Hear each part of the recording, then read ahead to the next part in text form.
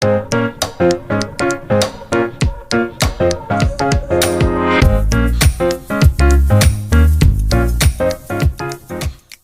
à toutes, bonjour à tous. On va donc démarrer ce webinaire sur l'utilisation des drones. Donc, on est ravis de vous accueillir aujourd'hui. Donc ça va être un vrai webinaire bourguignon-franc-comtois puisque on va co-animer ce webinaire avec Gaël qui est dans le département de la Saône-et-Loire et Jean-Luc qui est dans le département du Doubs. Donc, Pascal et moi, donc on est les anciens de la Chambre de métier qui sommes dans le 21, dans le 90. Donc on est vraiment en Bourgogne-Franche-Comté. Bonjour à tous les amis. Bonjour. Bonjour à tous. Bonjour à tous. On est donc une équipe régionale, elle aussi bourguignon-franc-comtoise. Donc vous voyez que vous avez nos trombines à l'écran. Donc vous savez que vous aurez les coordonnées en fin de webinaire. Donc juste pour vous rappeler évidemment qu'on intervient sur l'intégralité de la Bourgogne-Franche-Comté, on partage également nos connaissances pour tout ça, pour vous amener évidemment une réponse à vos problématiques.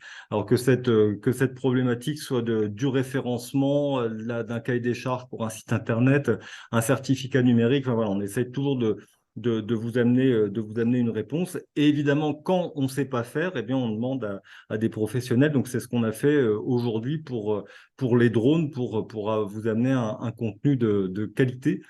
Voilà, donc je vais laisser la parole à Jean-Luc, qui est donc je vous l'ai dit, sur le département 25 avec l'entreprise Drone d'idées.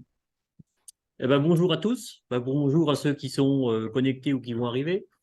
Donc, ce que je voulais déjà commencer à dire sur le métier du drone, ça concerne exclusivement l'année 2023, car en 2024, on va commencer par un changement de réglementation qui va être un petit peu différent de ce qui va être abordé ici. Fondamentalement, c'est pour l'application au permis européen que 2024 va être un petit peu une fin de transition. Donc, en préambule, pour les métiers du drone, ce que je peux vous dire, c'est qu'on les appelle dronistes, télépilotes ou autres. Donc, télépilote, c'est pas un métier en soi, c'est une aptitude ou une compétence que chaque entreprise peut ajouter en tant que compétence à son activité. Mais en termes de télépilote, il n'y a pas de métier de télépilote. C'est bien ce qu'il faut retenir. Donc, si vous voulez vous lancer dans une activité, croyez pas que télépilote, c'est un métier en soi. C'est juste ça fait partie de votre boîte à outils pour pouvoir travailler. Jean-Luc, si je peux poser une question, vous êtes dans quel code APE alors du coup?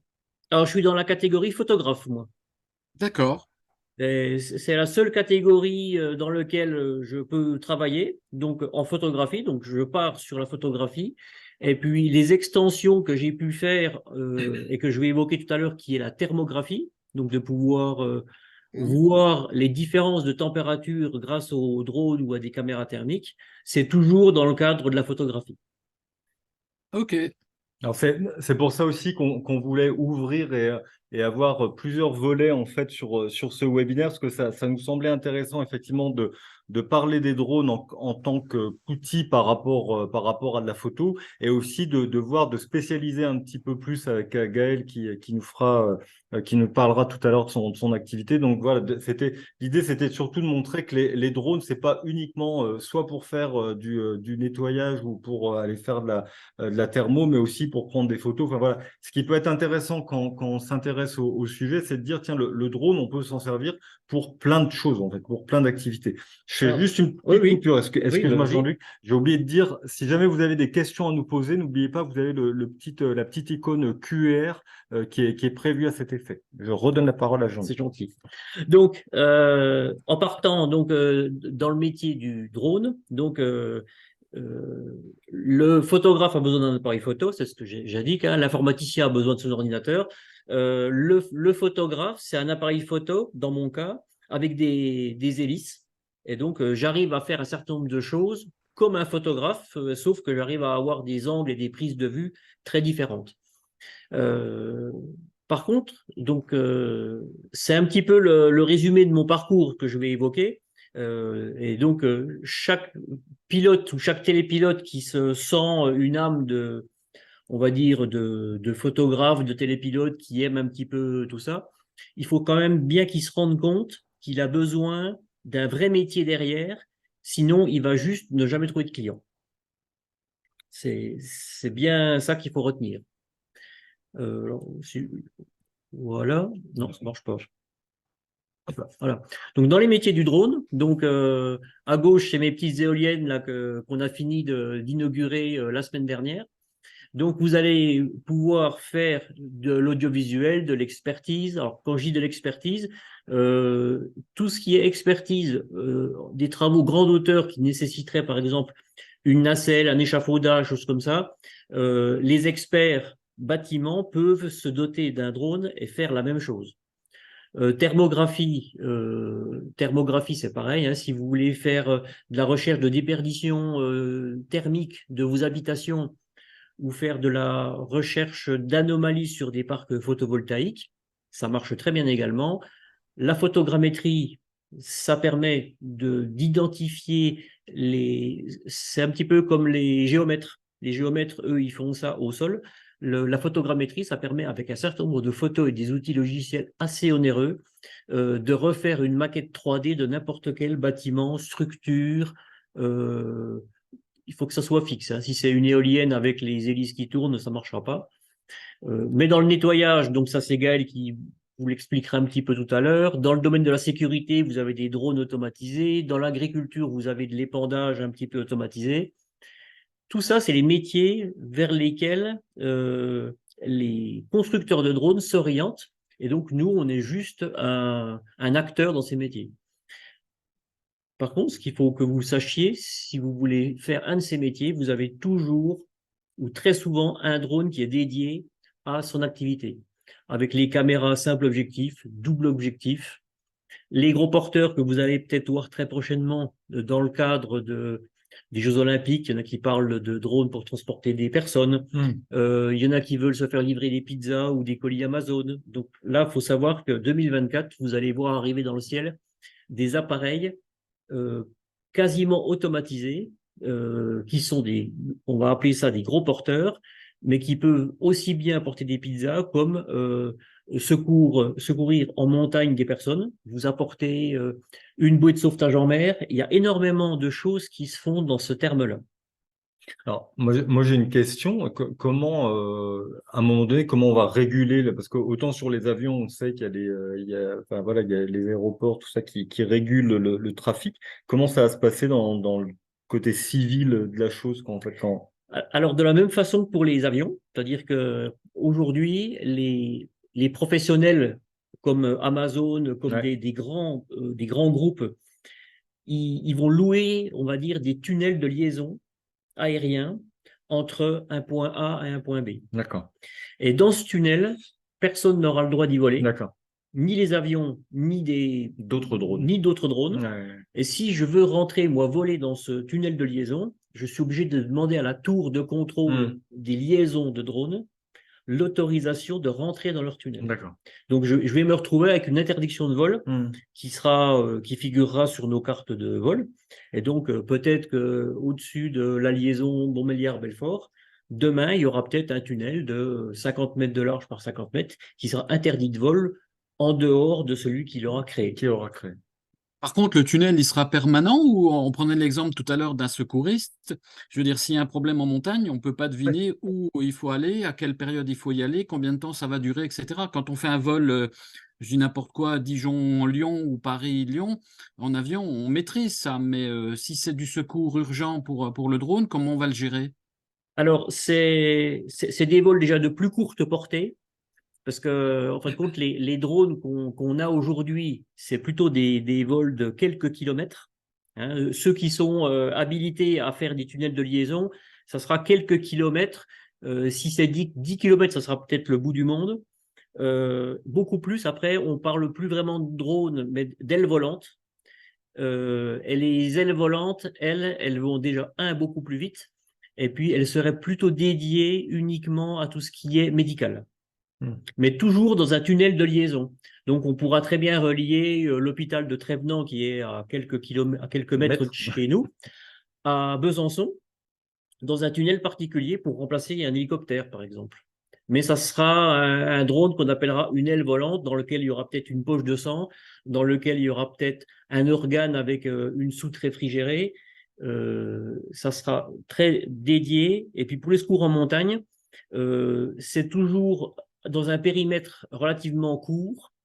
Et ça permet éventuellement d'amener les premiers secours, voire un téléphone, voire des petites choses pour commencer à aider les personnes, on va dire, en difficulté. Ah, c'est la prise de contact. C'est la première prise de contact. Une personne qui serait isolée par les inondations, on peut lui amener des vivres en petite quantité. Après, il faut enclencher autre chose pour pouvoir effectivement aider vraiment la personne. Ouais. Ok, d'accord. Donc dans les métiers, donc on va se retrouver avec différents types d'appareils, avec des petits, des moyens, des gros avions, voire des types d'avions effectivement. Donc ceux-là, ils sont plus dédiés à aller loin. Et puis comme tout à chacun, les réservoirs des voitures, ils sont pas extensibles.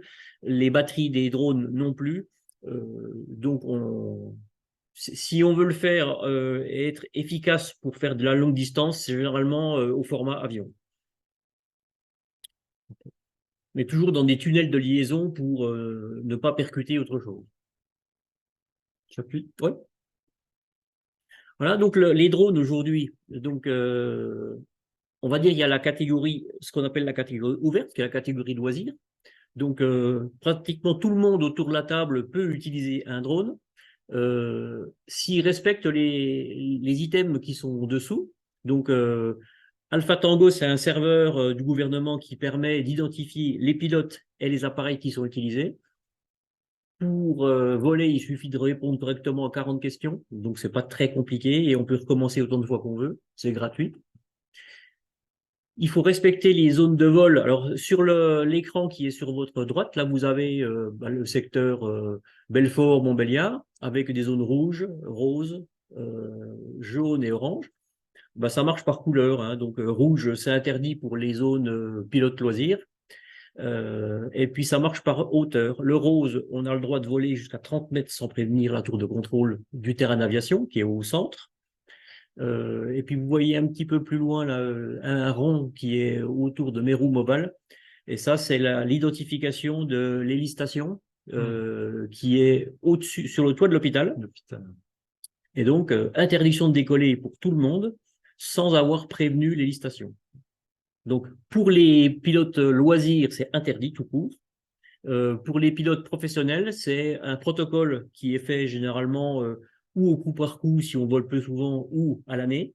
Et donc, on a un numéro de téléphone d'urgence pour les appeler, pour leur dire est-ce que je peux décoller à tel endroit. Et puis, ils nous rappellent à l'ordre si jamais il y a un hélico qui arrive en urgence pour amener un blessé.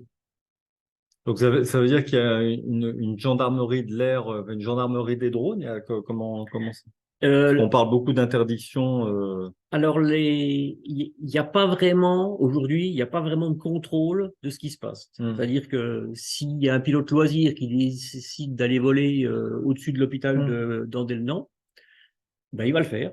D'accord. Si personne ne le voit, tout va bien. Si il fait cracher l'hélicoptère, il va finir ses jours en prison. Voilà. Parce qu'il n'a juste pas le droit de le faire. Et puis, il y a quelques personnes, effectivement, qui jouent avec le feu. Alors, certains prods donc, restent dans la catégorie ouverte. Donc, moi, des fois, quand je vole, parce qu'il n'y a pas d'interdiction, je fais des vols professionnels dans la catégorie loisirs, parce que je n'ai pas de déclaration à faire ni au préfet, ni à la mairie, ni à l'aérodrome. Et donc, pour les loisirs, c'est interdit de voler en agglomération, à proximité des terrains d'aviation, des zones militaires, et des zones rassemblant du public, c'est-à-dire que si vous voulez filmer un mariage, un concert, un rassemblement où il y a beaucoup de monde, pour le loisir, c'est juste interdit. Voilà. C'est pas pour ça que ça se fait pas, mais c'est juste interdit. Okay. Si on peut rajouter aussi toutes les agglomérations, c'est interdit. Oui, toutes les agglomérations sont interdites, et donc plus l'agglomération, on va dire, alors, si on se rapproche de Paris, c'est juste c'est presque plus facile d'aller sur la Lune que de voler en drone à Paris. C'est pour avoir déjà fait l'essai une fois, j'ai abandonné et j'ai jamais volé à Paris. Donc toutes les agglomérations sont interdites pour le vol loisir. Donc si vous voyez un drone au-dessus de votre tête, au-dessus de votre maison, soit c'est un professionnel et il est à moins de 100 mètres de chez vous, donc vous devriez le voir. Soit c'est le petit voisin du coin qui vient faire des âneries, puis vous pouvez prévenir la police du secteur, la gendarmerie, puis ils viendront le rappeler à l'ordre. Mais ça se D'accord. fait très très rarement. Ouais, j'imagine. Et puis, vu l'actualité, je pense qu'ils ont. Donc ouais, ils ont autre chose à faire. Mm. Ils ont autre chose à faire. On avance? On peut avancer. Go. On peut avancer. Donc les pilotes professionnels, eux, ce qu'ils font, donc aujourd'hui, donc ils passent un permis, comme un permis de conduire. Donc il y a une formation théorique et pratique, ça s'appelle un CATT. Hein. Donc le CATT, c'est un certificat d'aptitude théorique de télépilote. Et donc il va changer de nom l'année prochaine, mais ça, je ne vais pas vous embêter avec ça. Il y en a une partie qui se passe chez un formateur de drone, pour la partie pratique. Et la deuxième partie théorique se passe généralement à la Direction générale de l'aviation civile. Et donc, nous, on dépend du ministère des Transports.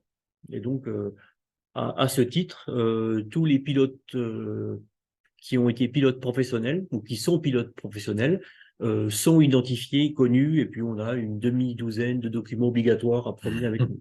Voilà. On Et peut... quelqu'un qui est pilote d'avion, par exemple, n'est pas d'office pilote de drone. C'est comment, un diplôme, une capacité en plus. Une capacité en plus. Et donc, avec nous était en formation un pilote de petits monomoteurs. Et Ouais. donc, lui, il venait se former au métier du drone. Et donc, ça lui donne un permis supplémentaire. Comme il y a des permis moto, il y a des permis voiture, des permis au-dessus de 3,5 tonnes. Bah là, pour l'aviation, il y a différents permis aussi. Ça répond à une question qu'on avait, hein, David. Oui. Oui. Ah oui, Hein, d'accord. voilà. Parce que je ne vois pas les questions. Donc, Non, non, mais c'est pas grave. Donc en France, donc, les pilotes pro, ils ont ce qu'on appelle 3 scénarios de vol, mais on le verra sur l'écran suivant. Ils ont l'obligation d'avoir une assurance professionnelle pour les dégâts causés aussi bien en termes de personnes que de biens. On a un manuel d'exploitation qui décrit la façon dont on travaille, donc c'est un petit peu contraignant à faire. On a nos déclarations sur l'application Alpha Tango qui décrit tous les appareils qu'on a pu acheter, la capacité des appareils, les modes de vol, s'ils peuvent voler loin, pas loin, s'ils sont attachés à un fil un petit peu comme un ballon sonde ou s'ils sont, on va dire, libres. Quand c'est en ville, donc l'obligation d'avoir la déclaration en préfecture et ou en mairie et ou en gendarmerie. Et des fois, ça va assez loin. Hein, si on est obligé de voler et puis de condamner une route, là, il faut prévenir quasiment la moitié de la région pour identifier effectivement cet aléa qui peut durer que quelques minutes. Mais ces quelques minutes, il nous faut une demi-douzaine d'autorisations. Mais dans tous les cas, donc, notre objectif quand on fait du vol, c'est de garantir la sécurité des tiers qui ne font pas partie de la scène. Si je filme un match de foot et que tous les footballeurs sont bien identifiés dans mon scénario de vol, mais qu'il y a un seul spectateur qui va venir, juste à cause de ce spectateur qui ne fait pas partie de la scène, je suis obligé de m'éloigner des fois considérablement de la zone parce que j'ai un tiers non identifié. Voilà. Et donc, il n'est pas au courant des risques inhérents au drone. Et donc, tu peux pas faire une autorisation qui couvre, qui soit un peu large. Enfin, alors, quand c'est comme ça, mais, quand c'est comme ça, j'ai des documents, je les préviens, je les fais signer. Donc, je les informe des risques inhérents au drone. Je leur demande également des fois l'autorisation du droit à l'image. Oui, parce que le droit à l'image, mine de rien, dans tout ce qu'on fait, on a tous des photos. Il y en a beaucoup qui ont des photos. Et donc, si on veut diffuser un petit peu quelques photos de ce qu'on fait, si ce n'est que quand on les vend, on se doit d'avoir le droit à l'image. Si on n'a pas le droit à l'image, on est obligé de flouter la personne. Ouais. Et il y a un délai avant la manifestation, administrativement parlant. Est-ce qu'on peut le faire J'avais la même question. En fait, tant que tu n'as pas l'autorisation, tu voles pas. Alors, c'est 7 jours. Ah oui. C'est-à-dire qu'à Ils n'ont J-7, pas répondu. Ouais. Ok. à partir de J-6, du coup, j'ai plus le droit de faire une demande pour le jour parce que c'est trop tard. Donc, il faut 7 jours en préalable pour faire la demande en préfecture. Préfecture, mairie, mais c'est surtout la préfecture qui donne son aval. Mais une fois que la préfecture a donné son accord, généralement, les autres suivent. Par contre, si elle dit non, c'est pas la Ouais. peine d'aller voir Ouais, les faut autres. pas Ça les sera gratter. non. Ça sera non. Faut pas les énerver.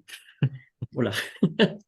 Voilà. Donc, petite formation avec sur la petite photo, là, c'est un petit clin d'œil à notre formateur qui était à Dijon, à Tilchâtel pour ne pas le citer, qui est un excellent pilote d'hélicoptère. Et donc, il s'est recyclé aussi dans la formation pilote de drone. Donc, les scénarios français, donc vous me dites hein, si je suis un peu long. Hein, Non, non, c'est très bien. Pour moi, c'est très bien. D'accord. Donc, les scénarios en France aujourd'hui, il n'y en a plus que 3. Donc, il y a le scénario 1 qui est. On a tous les mêmes règles. Hein, tous les pilotes ont les mêmes règles. Le scénario 1, c'est les vols en zone non peuplée, donc en dehors d'une agglomération. Et donc, on peut voler jusqu'à 200 mètres de distance, et c'est ce qu'on appelle le vol à vue. C'est-à-dire qu'il faut toujours voir le drone. Avec un plafond de hauteur, on va dire, qui est décrit un petit peu plus bas, qui ne peut jamais dépasser 120 mètres. Quelle que soit la bonne cause de la prise de vue, c'est interdit de dépasser 120 mètres. Le scénario 3, c'est la même chose que le scénario 1, c'est-à-dire que c'est le vol de 120 mètres, c'est le grand maximum. Par contre, c'est une distance de 100 mètres, parce qu'on est en agglomération. On se doit de presque quadriller le périmètre pour être sûr qu'il n'y ait pas des enfants qui jouent, qui traversent, un cycliste. Les voitures, c'est moins grave, donc on peut s'affranchir un peu des voitures. Mais dans tous les cas, c'est 120 mètres maximum, pour une distance de 100 mètres et toujours voir le drone, dans tous les cas. Et le scénario 2, qui est le scénario de vol pour nous longue distance, et donc il ne doit pas dépasser 1000 mètres, c'est-à-dire qu'on peut aller jusqu'à 999 mètres avec nos drones. Donc les drones, ils sont tous équipés de GPS, de capteurs. On sait exactement le drone, à quelle distance il est du pilote, on sait à quelle hauteur il est, on sait la vitesse ascendante, descendante. C'est comme un avion, hein. Il y a autant de paramètres que dans un avion. Et ça, c'est ce que je vous dis, c'est quasiment la totalité des drones, à la différence que la masse du drone va interférer. Et pour les drones de petite taille, comme ceux que j'ai, ça marche très bien. Pour ceux de Gaël, qui sont peut-être un petit peu plus lourds, il y a des règles des fois un petit peu différentes sur la limite de hauteur. Mais il en parlera tout à l'heure peut-être. Pour revenir à la capacité dont on parlait tout à l'heure, elle a une durée de validité ou c'est ad vitam aeternam, sans recyclage, sans évolution, sans… Ben, avec le permis européen, le recyclage, il va au mieux jusqu'à décembre 2025. D'accord. Mais d'ici là, tous les pilotes d'aujourd'hui seront obligés de repasser, ou en tout cas de se réadapter à la nouvelle réglementation. Donc à partir du 1er janvier 2024, il y a une période de transition de 2 ans qui nous permettra, de voler dans les scénarios que vous voyez à l'écran, scénarios français avec des drones qu'on connaît aujourd'hui, mais qui sont non certifiés CE. L'année prochaine, vont arriver sur le marché des drones qui seront certifiés CE, avec les classes de C0, C1, C2, C3, C4, C5, C6. Et vous ne pourrez avoir le nouveau permis européen que avec des drones certifiés de C1 à C6. Donc les C1, c'est quoi? C'est l'équivalent des scénarios, en fait? Alors, les classes de drones, c'est généralement par rapport au poids ou à leur capacité d'aller loin ou pas. C'est-à-dire qu'un drone de 249 grammes, qui sont les plus petits, les moins dangereux, vont tomber dans une catégorie C0.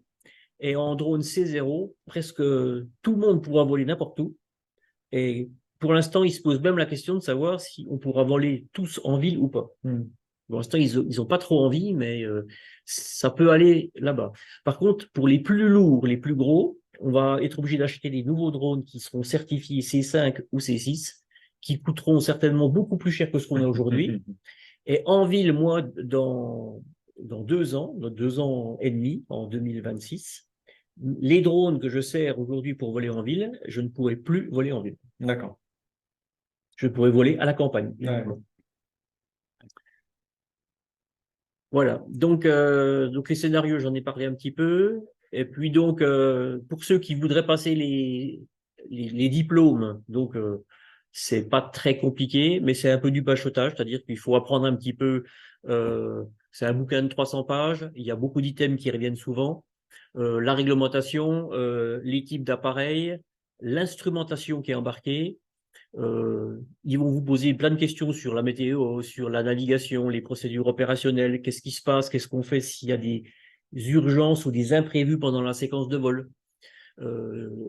Si par exemple des intrus, le terme n'est pas juste, Oui, ouais, ceux qui n'étaient pas prévus. des quoi. personnes qui n'étaient Ouais, pas ouais, prévues ouais. rentrent dans votre périmètre au sol et puis commencent à s'installer, puis à taper la discute alors que vous êtes en train de filmer, puis que vous risquez éventuellement de mettre le drone sur la tête de quelqu'un. Hmm. Donc, qu'est-ce qu'on fait dans ce cas-là? Donc là, il y a des pages et des pages de choses un petit peu à connaître. La communication, éventuellement avec les tours de contrôle quand on a besoin de les appeler. Donc, pour réussir l'examen, il n'y a pas photo, il faut apprendre par cœur. Ouais, c'est par cœur. Il faut apprendre par cœur. Pardon, c'est celui-là. On ne sait pas en fait. Voilà. Je vais le faire avec la souris, moi ça marque tous les coups. Voilà. Donc là, c'est un petit rappel un petit peu sur les 60 questions qui sont posées aujourd'hui à l'examen. Donc à gauche, vous avez par exemple la terrain d'aviation avec les distances rouge, orange, jaune qui sont les limites verticales dans lesquelles je ne dois pas voler sans prévenir la tour de contrôle. Vous avez aussi des questions sur les nuages qui peuvent se former. Donc, en fin de compte, à l'exercice, à l'examen, il vous pose des questions sur le gros nuage de gauche, comment il s'appelle. D'accord. Voilà. Donc, à part les apprendre par cœur, parce que on peut pas s'en rappeler, Ou appeler Evelyne Delia. ou on peut appeler Evelyne Delia.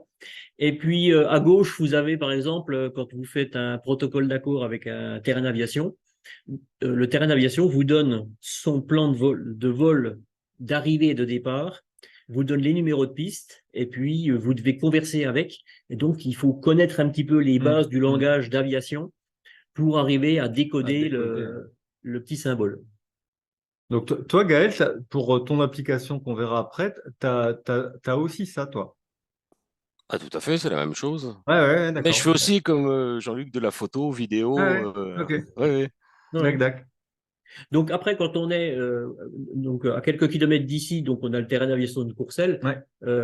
on a nos protocoles de vol qui sont faits à l'année, et généralement ça se passe très bien. Une fois qu'ils nous connaissent un peu, ils savent, on leur dit dans quel village on décolle, ils savent si on est dans l'axe d'un avion qui est en train de décoller ou de revenir.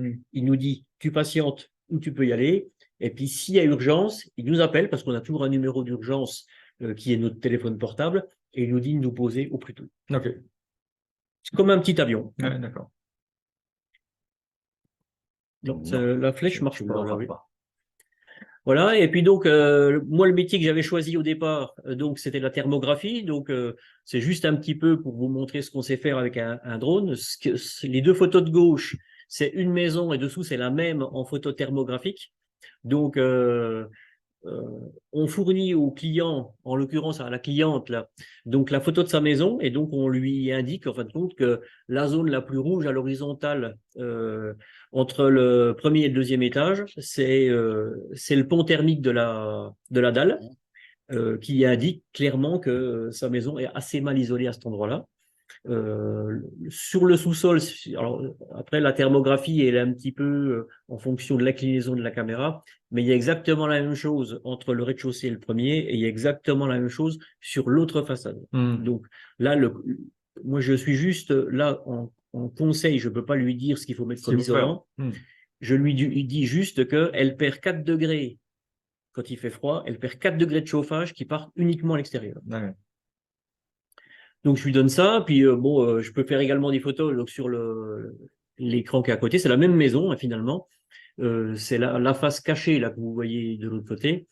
Une maison qui est plutôt récente, mais cette partie-là est pas une réussite. Voilà. Ah, c'est chouette. Bon, Pascal, il faut faire des travaux chez toi, là. Ouais, je suis bon, moi.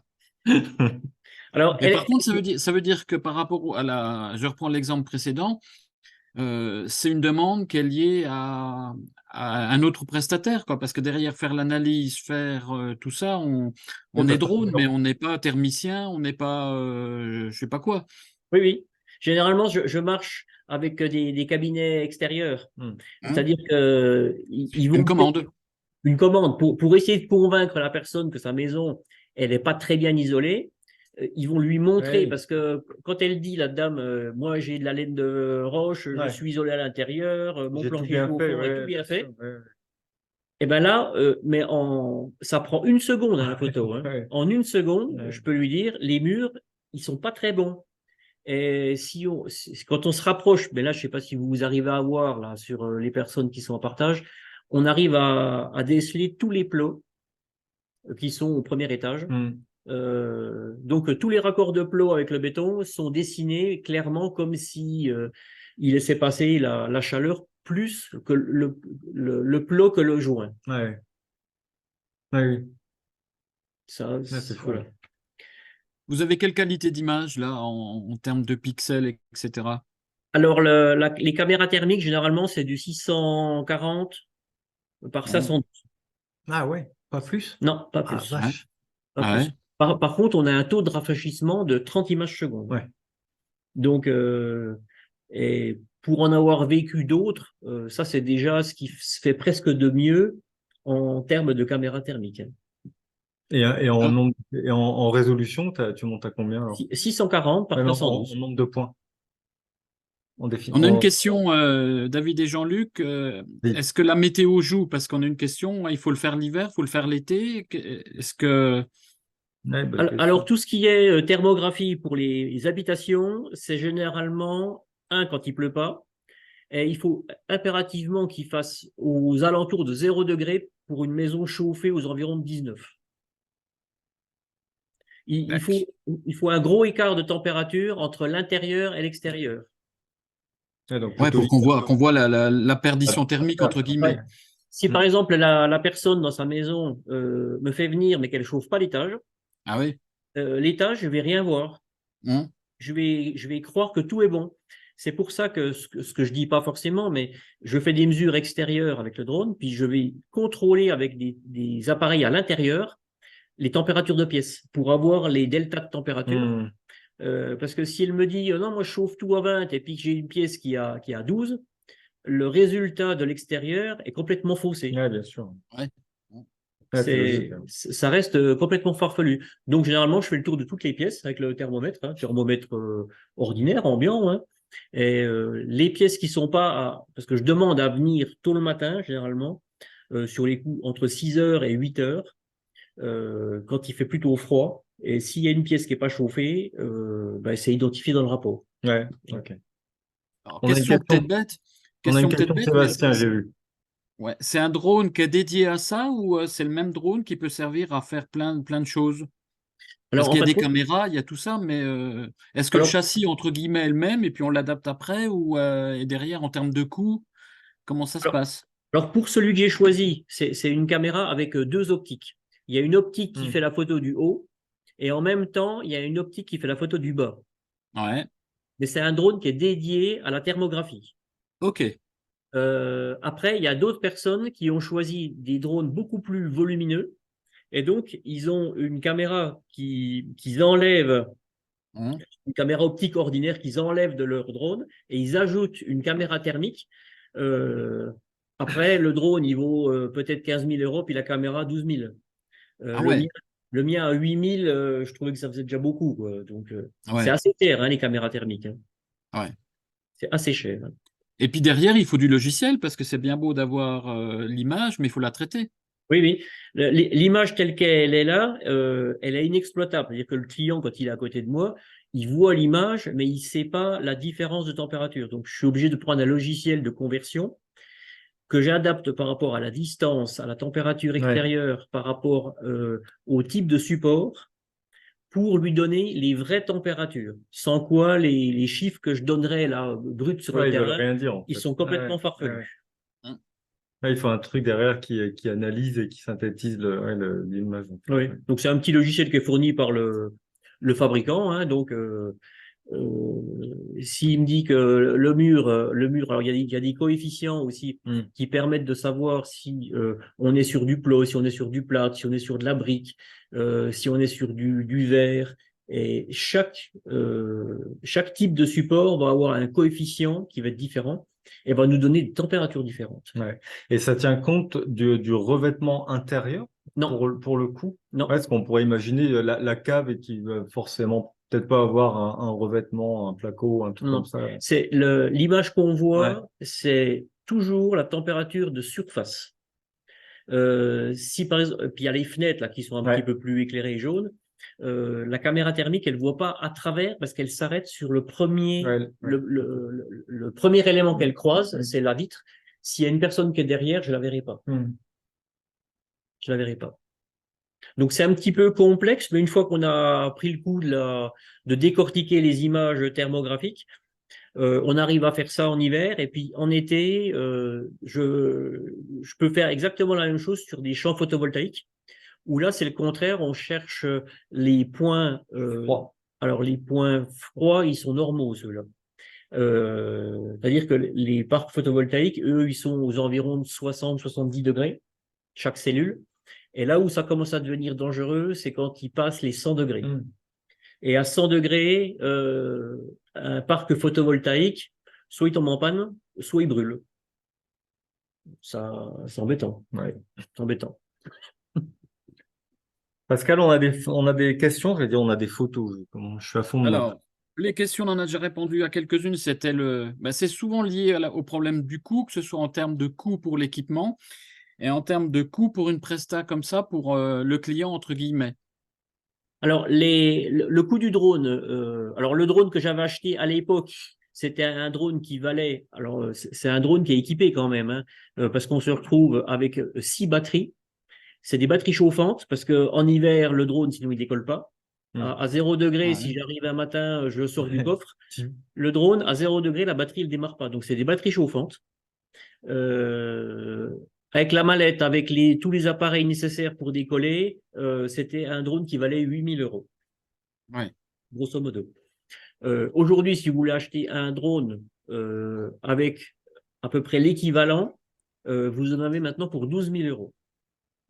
C'est pas le même. Il est peut-être plus efficace. Il est peut-être au niveau télécommande, il est peut-être encore plus adapté pour naviguer à droite, à gauche, peut-être avec plus de sécurité, avec des capteurs de proximité dans tous les sens, ce qui fait que vous n'allez jamais abîmer votre drone parce qu'il va freiner tout seul contre les murs. Donc, il y a énormément. Excuse-moi si je peux rebondir. J'ai fait un devis la semaine dernière pour un Mavic 3, donc 3T, Mavic Enterprise, et en fait, il est à 5 000 € maintenant, avec une remise de G-Store, de GI Store. Ah bah s'ils sont en remise, Voilà. c'est bien. Il faut une remise quand on est professionnel au magasin à Lyon. Ah, quand tu vas à Lyon, d'accord. Oui. Ouais, voilà. Prends-moi en deux, Gaël. Ouais. Même-moi d'un côté. Prends-moi en. Même-moi d'un côté. On avance parce que je vois leur tourner et puis Gaël doit encore intervenir. Alors après, bon, ça c'est quelques vidéos parce qu'on me demande aussi de la vidéo. Donc, alors les éoliennes, j'ai eu la chance d'avoir un parc éolien qui s'est construit à côté de chez moi. Donc j'ai fait quasiment 13 mois, pas non-stop, hein, mais ponctuellement j'allais filmer mes éoliennes. Alors c'est pas les miennes, pardon. J'allais filmer les éoliennes. Et donc, ça m'a permis effectivement de faire des petits films sympas pour la maîtrise d'ouvrage. Après, ça peut être des petites usines en bas à gauche, ça c'est en Alsace, des petites usines qui préparaient l'inauguration d'un événement pour chez eux, donc des images aériennes, le lac d'Annecy pour les gens du parapente. Donc ça, c'est des images, généralement, je les mets sur YouTube. Mais généralement, je les mets sur YouTube une fois que l'événement est fini, parce que c'est un peu chronophage. Voilà quoi. Donc, les drones que j'ai, donc des drones avec double capteur, c'est essentiellement de la qualité 4K pour du visible. Il y a des petits drones très légers pour voler à proximité des personnes. Et puis après, on retrouve aussi des téléobjectifs qui sont assez redoutables et qui permettent de filmer en gros plan des gens qui sont assez éloignés, mais sans vraiment. C'est bluffant parce que le drone, il arrive à stabiliser l'image alors qu'on est à 200 mètres de la personne. C'était en ça que je voulais. En fait, quand on a changé un peu sur la thématique du drone, on trouvait avec Pascal assez intéressant de dire, tiens, le drone, c'est pas uniquement pour faire de la thermo ou faire du nettoyage de façade, mais ça peut être aussi hyper intéressant d'avoir ce genre de cliché, je dirais, pour votre communication digitale, qu'en fait, de mettre un petit. On parle souvent, et Lionel qui nous suit nous le dirait, on parle souvent aussi de qualité des images et des vidéos qu'on met. C'est vrai qu'aujourd'hui, c'est avec le développement de la vidéo, c'est vraiment quelque chose qui est attendu que d'avoir vraiment de plus en plus des images de bonne qualité. Alors autant à un moment donné, c'était un peu à la bonne franquette, on prenait son téléphone et puis on faisait un truc vite fait qu'on mettait sur Facebook. Aujourd'hui, c'est plus du tout ça qui est attendu. Et avoir des gens comme Gaël ou Jean-Luc ou bien Sébastien aussi dans le 70 que je salue, c'est vachement important de pouvoir utiliser ces compétences-là à destination justement des réseaux sociaux de votre site internet, quoi, en fait.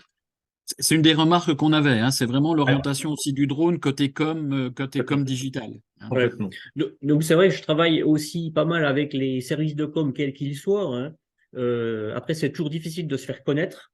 Quand un service de com a ses habitudes de service de communication avec un prestataire, quel qu'il soit, il n'en change pas fréquemment. Mais par contre, une fois qu'on arrive à rentrer dans ça peut être le pays de Montbéliard, Belfort. Là, j'étais sur Besançon il n'y a pas longtemps. Sur Besançon, c'est des clients qui vont me redemander. Ouais, c'est sûr. Mais la difficulté, c'est de rentrer dans le circuit de la communication d'une ville ou d'un organisme quelconque. Mais plus il y en aura, plus les gens seront persuadés de l'intérêt de faire autrement, en fait, finalement. Parce que c'est ça qui est intéressant avec le drone, c'est que tu changes ton angle, en fait. C'est ça qui est fou. Et moi, j'aime bien le faire avec donc là, c'est le champ éolien qui a été inauguré il y a peu de temps. Il y en a une sur laquelle il y a ton nom dessus, non? Alors, j'en ai acheté une, mais bon, à 3 millions d'euros l'éolienne, c'est. Une paille. Je leur ai demandé d'être payés en éolienne, mais ils n'ont pas voulu. Je sais plus ce que. Pardon. Je sais plus ce que je voulais dire. Je sais plus ce que je voulais dire. Donc là, ce parc-là, donc je l'ai suivi pour le service communication de la société Opal, pour ne pas la citer, hein, qui habite à Besançon, à Fontaine pour être exact. Et donc, je suis resté 13 mois à suivre les aménagements de toutes les routes, des plateformes, l'arrivée de nuit des éléments d'éoliennes. Alors, avec des dérogations là qui sont à 30 jours. Ah oui. Là, il faut pas mal anticiper. Et donc, c'est un vrai plaisir d'avoir pu bénéficier de ce parc et puis de faire des vols que j'aurais jamais pu faire autrement. Ouais. Il y en a une, vous irez voir si ça vous intéresse sur la chaîne YouTube de Jean-Luc. Il y en a une, alors je voulais vous la montrer, mais on n'a vraiment pas le temps. Mais il y en a une où on voit Jean-Luc a pris un gars qui est dans la tête de l'éolienne au moment où il va recevoir l'aile. C'est à tomber, quoi. Je vous assure que quand j'ai vu les images, mais je me suis dit, mais c'est pas possible qu'on monte des éoliennes comme ça, et c'est incroyable, quoi. Vraiment, et la prise de vue est d'une précision et puis d'une qualité qui est vraiment folle, quoi. Ouais. Allez voir, vraiment. Alors, on a une question alors je ne sais pas si c'est Gaël ou Jean-Luc qui peuvent répondre. C'est un de nos auditeurs qui est dans le diag immobilier, qui se pose une question. Quand on a des endroits inaccessibles dans des combles ou dans des vides sanitaires, est-ce que c'est possible? Et est-ce qu'il faut un drone spécifique, anti-choc, caméra spécifique, etc.? Moi, je sais que ça existe. En fait, souvent dans les canalisations, il y a des drones spécifiques. Avant, je travaillais dans le nucléaire et également dans les bâtiments réacteurs. Quand il y avait des problèmes ou n'importe quoi, on envoyait des drones avec en fait, toute une carapace autour, anti-choc. Pour le protéger? Tout à fait, Ouais. pour en cas de choc, pour pas parce qu'il touche une hélice, il tombe. Ouais. Donc pour le protéger. Mais après, savoir si c'est accessible ou pas, j'en ai aucune idée. Ouais, c'est ça, parce que Mais ça existe. se pose la question de l'encombrement, du coup, parce que s'il y a déjà pas beaucoup de place et que tu rajoutes en plus une carapace, ça Non, devient. mais en fait, c'est des carapaces, en fait, c'est des fils, comme des fils en carbone, D'accord. comme ça, ça fait une petite boule juste autour Ok. du diamètre du D'accord. drone, en fait, de D'accord. protection. Mhm. Ouais, il y a des spécialistes qui les construisent même. Mm. On peut le demander sur mesure. Mais tout ce qui est sur mesure, j'avais demandé les prix une fois au gars qui les faisait sur mesure.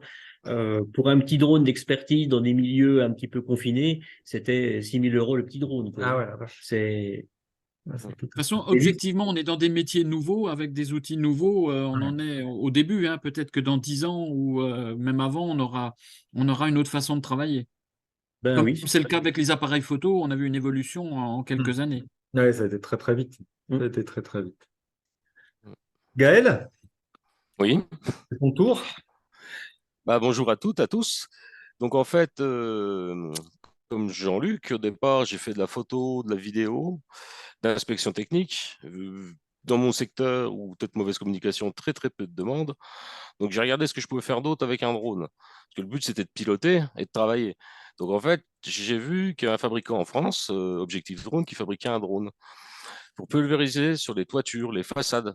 Et ça apporte quand même pas mal d'avantages, quoi. Euh, Il n'y a pas de question de hauteur. On peut travailler à 50 mètres de haut comme à 5 mètres de haut. Après, je ne sais pas si tu peux lancer la vidéo ou pas. Je peux. Ah, ça va ramer, je pense, ouais. Vous avez le son par contre? Je me pose la question, est-ce que vous entendez le son? Attends, il y a pas une manip avec Non. Zoom. Partage de l'audio, ça y est, ça me revient. Drone 71 est une Vous l'avez entreprise là? de la Bresse chalonnaise. Nous intervenons en Ouais, Saône-et-Loire, ouais. Jura et en Côte d'Or. Nous effectuons des nettoyages de toiture par drone avec des produits professionnels ainsi que du nettoyage de façade, bardage ou panneaux solaires. N'hésitez pas à nous contacter. Lac. Drone 71 est une entreprise. Qu'on voit un peu les images. On verra sur le, sur le, sur le slide d'après. Hop là. Ouais. Donc en fait, on utilise le drone pour démousser la toiture. Ça a l'avantage de ne pas monter sur la couverture, donc il n'y a aucun risque de chute niveau sécurité. Et niveau coût, parce que par exemple, comme on voit sur la maison à la droite, il n'y a pas besoin d'échafaudage, il n'y a pas besoin de nacelle, il y a besoin d'une seule personne en fait. On a notre bidon, notre pompe au sol, et ça permet de traiter une toiture comme celle-ci, c'est environ 2 heures, 3 heures de travail. Donc ça réduit les temps. Donc c'est un coût qui est minime pour le client. Donc il y a pas mal d'avantages quand même. Après, il y a les restrictions aussi qui sont liées au drone, parce qu'il faut des autorisations. Quand il y a trop de Ah oui, vent, on ne quand peut pas même. faire. Et oui, mais après, quand il y a trop de vent, on ne peut pas le faire parce que le produit, en fait, on est Hmm. limité par la réglementation à 19 km/h de vent. Parce que du fait qu'on projette, eh ben, si ça va toucher le voisin, il ne va pas être content, quoi. Hmm. Voilà. Donc en fait, on Et va. on est soumis aux mêmes demandes d'autorisation que le Ouais. cas de Jean-Luc tout à l'heure avec Exactement. les Bah, de habitations, toute etc. façon, hein. en fait, C'est le nous, drone, c'est pas l'activité qui joue. c'est le drone. Parce qu'en Ouais. fait, la déclaration, nous, elle est obligatoire. Parce que du moment qu'il y a une habitation, on est en zone urbaine. Ah oui. Donc on Ouais, sera tout le temps en zone oui, ça urbaine. reboucle avec l'agglomération de tout à l'heure. Ouais. Ok. Ouais. Tout à fait, ouais. Donc, du Ouais. moment que nous, il y a une toiture, donc il y a une agglomération. Donc, même si c'est une maison qui est isolée, on est obligé de faire une déclaration. Ouais, tu vois, j'aurais pensé que du fait que c'était une utilisation finalement privée chez un particulier, ça enlevait, en fait, ça tombait Non, dans la non. responsabilité. Ah ouais, non, ça Non, c'est m'aide. les mêmes restrictions, Ok, hein. d'accord, d'accord, d'accord. Top. Ouais, Voilà. c'est bon. Et donc, l'espèce de câble, là, en fait, c'est un En tuyau. fait, on voit, il y a la pompe qui est reliée à un bidon qui est au sol. Et en fait, c'est un tuyau qui est relié au drone. Parce on voit, parce que là, sur une toiture, on va pulvériser entre 100, 200 litres, suivant la taille des toitures. Donc, on ne va pas monter 100 ou 200 kilos de produit avec le drone. Ouais, Donc, en ouais. fait, c'est un petit tuyau de 8 mm qui est relié au drone. Il faut savoir après que le drone, il a une autonomie, comme c'est un drone qui fait 4 kilos, qui est assez volumineux, il fait 60 par 60. C'est une autonomie de 10 minutes. Ah ouais. Parce qu'en fait, il y a le stationnement, enfin GPS, la stabilisation GPS. Donc en fait, quand on va mettre en route la pompe, suivant l'inclinaison de la perche, parce qu'elle est orientable électriquement, le drone va compenser, donc il va s'incliner. Donc Ouais, ça va user plus de batterie, plus il y a de ouais. pression dans le tuyau, et en fait, il va compenser pour rester à la même position. Et ça, c'est des drones. Ça nécessite enfin, je crois que je le dis après, enfin, une formation particulière. C'est pas comme un drone, on va dire, vidéo où c'est tout assisté. Mm. Et Là, tu, c'est. et tu- tu montes Oui. à quelle altitude? Moi, je ne l'ai pas fait. Il y en a, ils ont traité jusqu'à 56 mètres, il me Ah, semble. voilà. Ah ouais. Donc, en fait, ça a l'avantage d'une église. Par exemple, c'est typique, hein. Faire un clocher d'église ou n'importe, c'est accessible pour les communes, pour les Ouais, municipalités, avoir le même prix qu'un pavillon, en fait. Parce ouais, qu'il n'y a pas de coût supplémentaire. ouais. Ouais, puis c'est vrai que la simplicité, enfin, justement, le fait d'enlever tout ce qui est échafaudage et compagnie, ouais, enfin, économiquement, ça doit être dingue, quoi. Et niveau sécurité de la personne aussi, hein, parce Non. que monter des échafaudages ou monter sur une toiture, il y a toujours des risques, quoi, de Ouais, tomber, d'avoir des accidents, hein. ouais, clairement. Hop là. Donc, bah, c'est ce que je disais Ah tout bah, à l'heure, tu hein. viens de le dire. Ouais, il n'y a pas de risque non plus de casser les couvertures, la rapidité d'exécution, pas d'échafaudage, pas de nacelle. Enfin, je sais pas si on voit la petite vidéo en timelapse que ça Ouais. donne. À droite, ouais. Ouais, Excellent. là, ça a été fait à peu près en 8 minutes, le passage. Ouais, c'est Donc, je sais pas rapide. Ouais, si. Ah ouais. Ouais. Donc, on voit. ah, c'est ouf. Donc, après, j'ai fait le choix, bah, je sais pas si je l'ai marqué, d'un fabricant français. En fait, c'est tout fabriqué en France. Ça a l'avantage que si. Bah voilà, c'est ça. Donc, et ça a l'avantage que, parce que ça peut arriver, le drone, on va toucher, parce que il n'y a aucun capteur, on va dire, anti-choc ou quoi que ce soit. S'il y a une bourrasque de vent ou si le tuyau se prend dans les tuiles ou dans un chéneau ou dans quoi que ce soit, et le drone peut toucher et s'écraser au sol. Donc Hmm. ça va être impressionnant, on va casser un capot, un moteur, un pied. Mais en fait, tout est réparable, comme c'est fabriqué en France. C'est la conception et la fabrication 100% français, quoi. Et c'est un gros avantage. Et ils sortent des drones par rapport au modèle de DJI ou d'autres, moitié prix, quoi. Donc c'est un coût qui est Ah ouais. moindre. Pour un SAV, j'ai pas eu l'expérience encore, mais pour avoir causé avec des collègues qui font ça, on l'emmène le lundi, on le récupère le mercredi, quoi. Donc Ah c'est ouais. un service après-vente qui est super réactif. Ouais, c'est génial. Ouais, puis C'est justement, l'avantage. Ouais. comme on est sur je dirais des outils où on pourrait imaginer que c'est un peu de l'électronique, du consommable, on est vraiment sur de la réparabilité. C'est chouette, quoi. C'est d'avoir Là, on peut intégré. changer un moteur, un contrôleur Ouais, de c'est vol, un top. Ouais, GPS, c'est top. un émetteur de signalement, un pied, enfin, tout est changeable en fait. Ouais, c'est chouette. Et ça évite de faire du consommable aussi. Bien sûr, bien sûr. Mm. OK. Bon, Pascal? il y avait des petites remarques, mais qui sont des Ah, remarques un petit peu techniques, de Sébastien dont tu parlais tout à l'heure, qui nous dit que notamment il faut être méfiant avec les chéneaux, donc avec des systèmes de coupe-tube pour dégager le drone, Tout à fait. etc. Enfin, il y a un système qu'on peut mettre sous le drone, qu'en fait, si on est attaché, on a une commande déportée, enfin, sur la télécommande, qui va couper le tuyau va rester coincé, le drone sera libéré. Ouais. C'est le système de sécurité, oui. Après, on a également, quand c'est vraiment exigu, on a aussi des protections d'hélice hmm. au cas où on touche, ça casse pas l'hélice et que le drone tombe, ça retienne un petit peu, quoi. Mm. Et après, on a un parachute aussi sur le drone pour Doré, pouvoir être homologué. Ouais. Pas s'il est doré, celui-là, hein. Non, Pardon. non, il n'est pas doré. Elle est pour. Ah, je la Après, le retire. parachute, il est là pour l'homologation, en fait, parce que quand on est à 1 mètre au-dessus d'une toiture, vous comprenez bien que Oui, si on met le parachute, ça sert à rien. oui, ça sert à rien. Ouais. Avec le Voilà. poids, 4 kilos en l'air, ouais, Mm. Ouais, voilà. c'est- OK, cool. C'était Je suis en passionnant. train de. Ouais, je pense qu'on a à peu près répondu. Alors, il y a une question récurrente aussi, le coût de ce genre de prestation. Ça, Si on parle du démoussage, on va reprendre l'exemple de Gaël, entre ouais. un démoussage classique, alors j'aime pas le terme classique, mais Hein. et la méthode du drone, Pour qu'est-ce un qui est le plus. pavillon, on va être sensiblement, on va être sensiblement pareil. Par contre, du moment que c'est un peu compliqué d'accès, là, je vais donner l'exemple, hein, enfin, il y a un exemple à côté que c'est en cours. Et si vous voulez, il faut rentrer dans une cour intérieure, et c'est à partir de la cour d'intérieur faire un pan de toiture. Ils ont fait un devis dans une société traditionnelle, donc il faut une nacelle qui passe de l'autre côté du mur et de la toiture. Il y en a pour 3 000 euros. Moi, le devis, c'est 300. Parce qu'il y a Ah ouais. Ah 60 oui. mètres carrés à faire. Voilà, donc c'est un rapport de 10 des fois, hein. Mm. Ouais, tout dépend de la typologie du bâtiment, Voilà. tout dépend Ouais. l'échafaudage ou pas, ce qu'on évoquait tout à l'heure, quoi. Et voilà, c'est ça. Pour une église, les coûts seront pas comparables, hein. C'est entre mettre les échafaudages tout autour d'une église pour pouvoir monter et accéder ou avec une nacelle, louer sur plusieurs jours. Moi, je serais toujours à 5 euros le mètre carré, que je sois à 5 mètres, 10 mètres, 20 mètres, 30 mètres. Ouais, ça change rien en Mm. fait. Ouais, Et voilà. ouais. Ouais, c'est top. Passionnant. Très bien, ouais.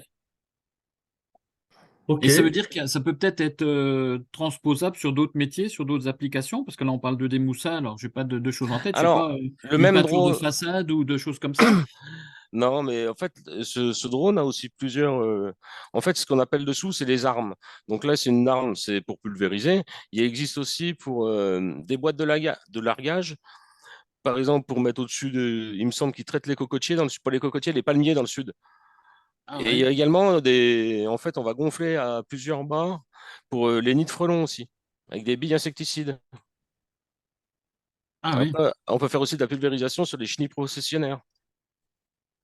Ah ouais, ouais, ouais. Je sais pas, donc en fait, il y a pas mal d'applications. Et là, ils ont. Ben, moi, c'est le modèle d'avant, mais là, ils ont sorti un dernier modèle pour travailler en scénario S2 pour mettre des trichocomes dans les champs de maïs. En fait, c'est un vol autonome.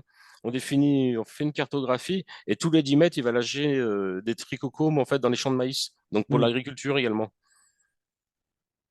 Excellent. Donc Oui, il puis y a il y a plus des domaines avec. alors qu'on n'a pas abordé, c'est tout ce qui est lié à l'événementiel aussi, on en voit de plus en Ouais. plus, hein. Mm. Oui, Alors, aussi, ouais. Ouais. L'événementiel, la difficulté de l'événementiel, c'est la proximité immédiate du public. Ah ouais. Du public, ouais. Et donc, on a des réglementations qui vont peut-être s'arranger avec les drones très légers, mais dans l'événementiel, comme ils veulent toujours de la surqualité en termes d'image, le drone est un petit peu plus gros, donc on n'est plus dans les drones de 249 grammes, et on n'en trouve pas on n'en voit pas beaucoup dans l'événementiel. Ouais. On est trop loin. Moi, j'en ai fait une d'inauguration il n'y a pas longtemps. J'étais à plus de 100 mètres. Ah ouais. J'ai été à plus de 100 mètres parce que déjà, je filmais le préfet, puis je pouvais pas me rapprocher trop du préfet quand même, quoi. Ça le On, fait pas, hein. on le voit Si dans on- d'autres pays, on le voit dans d'autres pays où il y a des véritables spectacles, mais là, c'est pas un drone, c'est des dizaines, des centaines pour Oui, oui. faire hein, Mm. une illumination Oui, ou un spectacle. j'avais la même image en tête. Ouais, Oui, ouais. oui. Ouais. Mm. Bon, Par contre, ils ont peut-être une réglementation. Alors, je ne sais plus, c'est dans des pays style asiatique, etc. Il y a peut-être une réglementation différente. Je ne sais pas bon, je suis comment ça même se pas passe. sûr qu'ils en aient une de réglementation Oui. là-bas. C'est pas la même que nous, en tout cas. On va couper le montage. Ça saute. Non, non. Non, c'est plus compliqué pour nous en France de faire une animation avec 250 drones dans le ciel. On est obligé d'avoir un périmètre de sécurité qui est assez conséquent. Ouais. En plus, c'est des vols de nuit généralement pour que ça Hmm. soit joli. Ouais. Hein. Donc, c'est toujours des scénarios de vol qui sont épluchés à la lettre par l'aviation civile. Et pour avoir l'accord, c'est assez compliqué. Donc, personnellement, j'irai jamais dans ce domaine-là. C'est beaucoup trop compliqué. Bon, donc l'année prochaine, je garde mon feu d'artifice et je fais pas un spectacle de drone chez moi, quoi. Ça ira très bien avec, Ouais. oui, oui, avec à l'ancienne, à l'ancienne. Un feu d'artifice en pleine canicule, nickel, Pascal. On te verra loin. On te verra au loin. Ok. Eh ben, moi, je suis en train de refaire le tour des petites questions. On a répondu à tout ce que Ouais. nos amis auditeurs nous demandaient, hein. Si Voilà. éventuellement, on va leur laisser peut-être quelques petites secondes si éventuellement ils ont d'autres petites questions à nous poser le temps qu'on finisse tranquillou. Voilà, moi, pendant ce temps-là, juste vous rappeler, enfin, on le répète à chaque webinaire, mais voilà, on est vraiment là à vos côtés sur les besoins numériques que vous pouvez rencontrer. Donc, voilà, que ce soit du cahier des charges, d'un nom de domaine, de la signature électronique ou les réseaux sociaux ou que sais-je encore. Et si c'est pas marqué, on trouvera de toute façon. Donc voilà, donc soit on fait par nous-mêmes, soit alors on trouve des compétences pour pour répondre à vos questions. Donc surtout n'hésitez pas à nous solliciter. Vous rappelez également demain l'excellent webinaire sur le RGPD que Pascal et C'est moi pas tous allons. les deux, ça? Si, c'est pour ça que je le dis. C'est pour ça que je dis qu'il est excellent. Euh, qu'on va animer qu'on va animer tous les deux. Et l'après-midi, Canva avec Margot qui est là, qui se cache, mais on l'a vu, Canva donc demain après-midi. Donc voilà, donc, comme ça, on clôturera cette semaine du numérique sur ces 2 webinaires-là. Ça a été une belle semaine. Et puis pour compléter, parce que je tends aussi la perche à Margot, c'est qu'on a nos trophées du numérique, donc où l'objectif c'est de récompenser des entreprises. Et je pense c'est ce que je disais à Margot à l'instant en off, à Gaël, puisque c'est d'utiliser le numérique pour des actions un petit peu innovantes au niveau de nos métiers. Et je pense que l'exemple de Gaël, de Jean-Luc également, mais l'exemple de Gaël, il peut être typique sur une utilisation des outils numériques auxquels on ne pense pas forcément. Nous, on y pense un petit peu parce que c'est un petit peu notre job, mais où on peut avoir des pistes au niveau de nos métiers et de certaines entreprises de l'artisanat. Donc peut-être qu'il y a une petite piste pour ça. Hein. Oui, les dronistes là sont des candidats potentiels pour les trophées du numérique, absolument. Après, Ok. Voilà, Faut y aller, faut candidater. Il faut y aller. C'est jusque quand, Pascal, t'as la date en tête? jusqu'au 25, Il me semblait. la semaine pro encore. Voilà. Bah voilà, on s'arrête là-dessus, on se quitte. Merci, Bah ouais. merci pour vos questions. Merci à tous les deux, Jean-Luc et Gaël, pour votre participation Merci à vous. et vraiment Merci à vous pour l'invitation. d'avoir amené les contenus, parce que je souligne quand même que c'est eux qui ont pris sur leur Ouais. temps pour faire les contenus. Donc un grand merci à tous les deux. Merci à vous. Bon après-midi, à bientôt. Au revoir. Allez, merci à tous, à bientôt. Bonne journée.